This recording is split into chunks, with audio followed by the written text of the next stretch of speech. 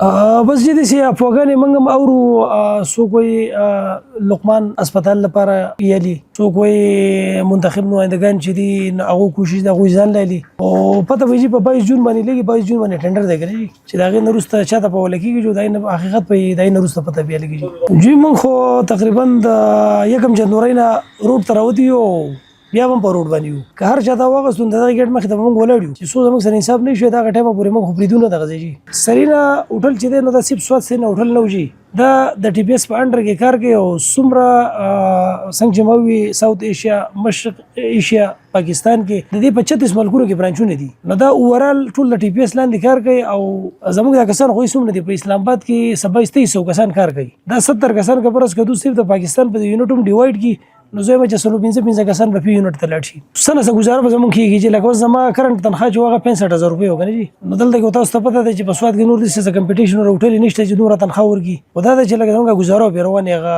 د کوره چوله وپې بلېږي.